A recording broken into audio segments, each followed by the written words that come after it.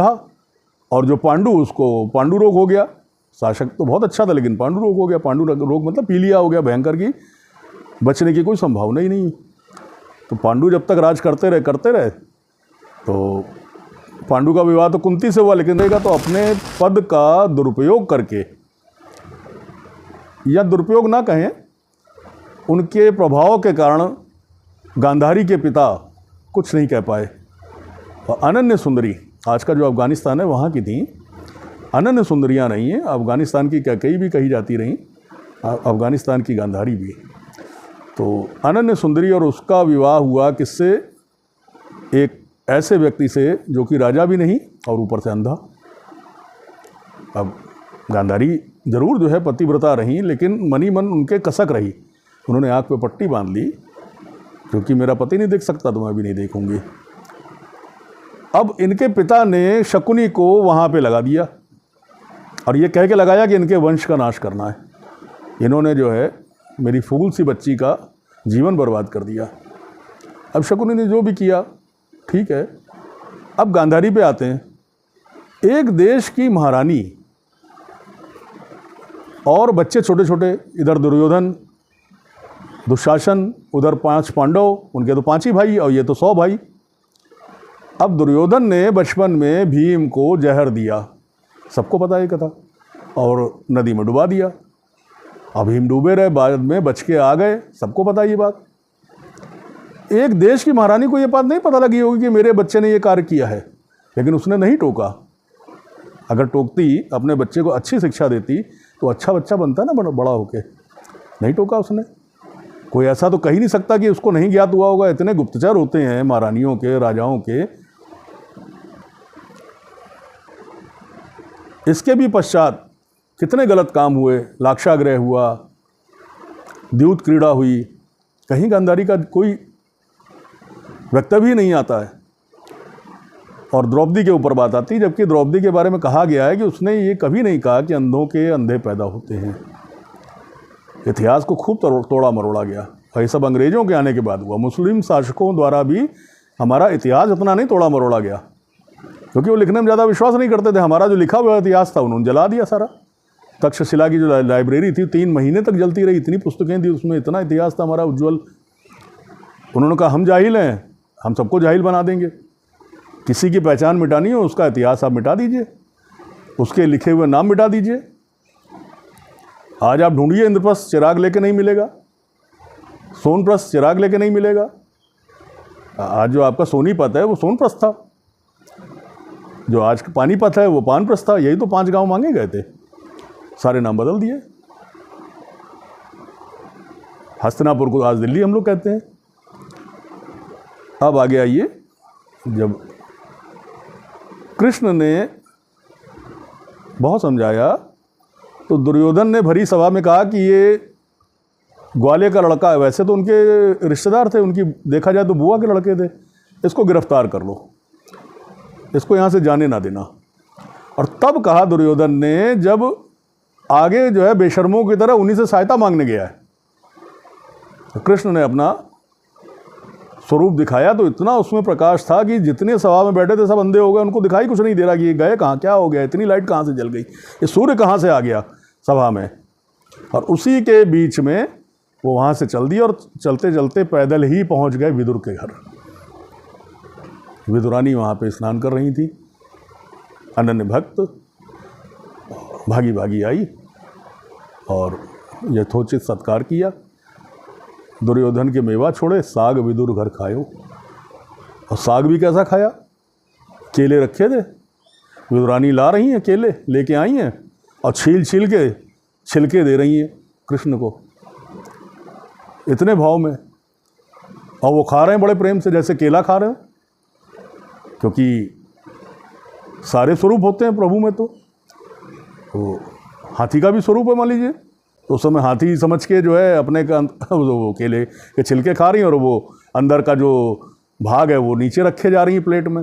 तब तक विदुर जी आए, उन्होंने कहा ये क्या कर रही है। वो तो सकपका गए देख के कि ये विदुरानी क्या करी। कहते शांत रहो चाचा, आप भी आ जाओ भाव में। अब इसके पश्चात देखिए, बीच में कथा थोड़ी सी मैं लेके चलता हूँ 16,000 रानियों की तरफ।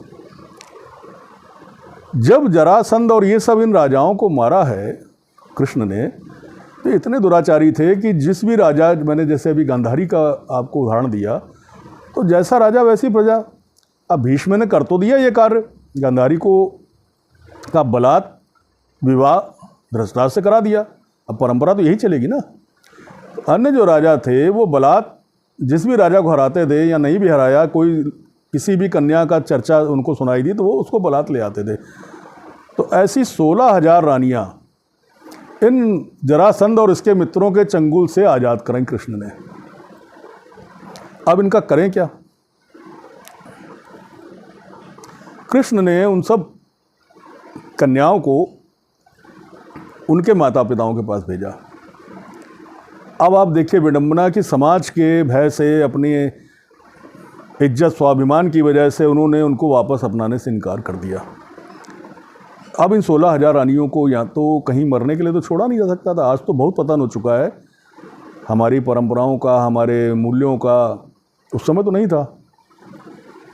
कृष्ण ने कहा कि कोई बात नहीं, इन सबको मैं अपना नाम दूंगा, और उनको उचित सम्मान दिया। द्वारका में उनके भवन बनवाए, एक एक भवन में कई कई रहीं, बड़े सम्मान से रहीं, वस्त्र आभूषण सब उनको प्राप्त होता था। कृष्ण की 8 पटरानियाँ ही रहीं, रुक्मणी, सत्यभामा, जामवंती। और वो भी इस वजह से क्योंकि संधि के स्वरूप, जैसे जामवंती दी जामवंत जी ने,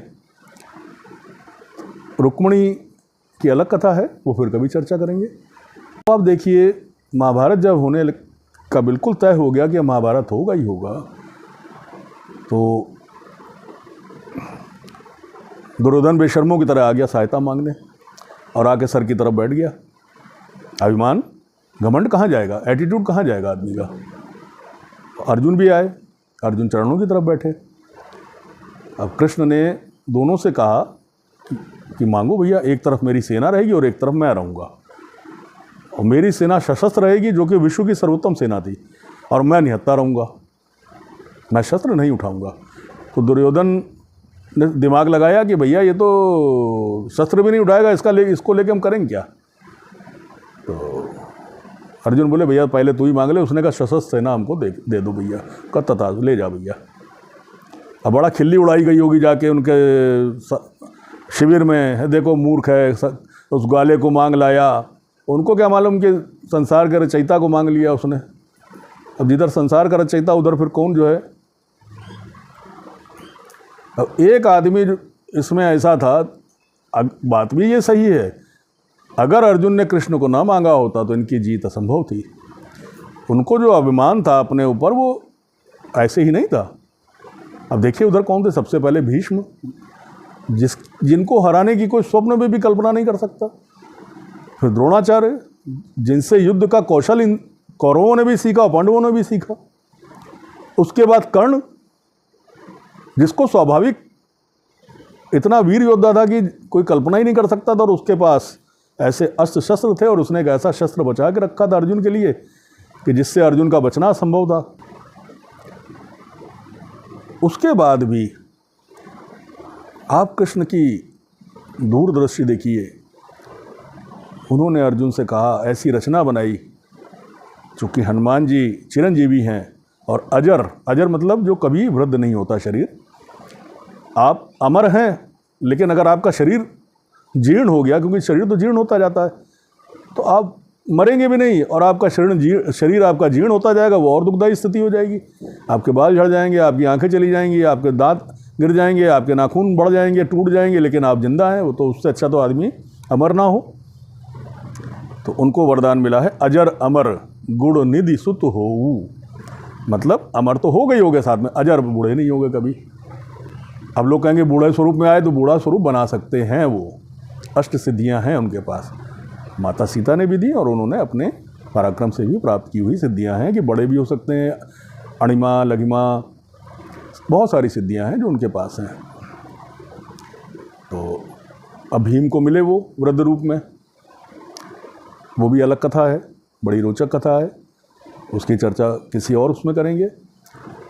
अब जब जो है अर्जुन को लेके, अर्जुन को पहले भेजा कि हनुमान जी से प्रार्थना करो साहब। अब हनुमान जी से प्रार्थना की गई तो बोले साहब मैं क्यों आपके साथ आपकी तरफ से युद्ध लड़ूं। तो उन्होंने कहा कि आपको अपने राम जी की याद है। तो बोले राम जी कहें, तब वो जानते थे जबकि ये कृष्ण स्वरूप है, लेकिन बहुत दिन 2500 वर्ष हो गए थे राम जी को देखे हुए। तो उन्होंने कहा कि आप राम जी के स्वरूप में अगर आप हमसे कहेंगे तो मैं बिल्कुल चलूँगा आपके साथ। तो उन्होंने कहा कि अच्छा चतुराई।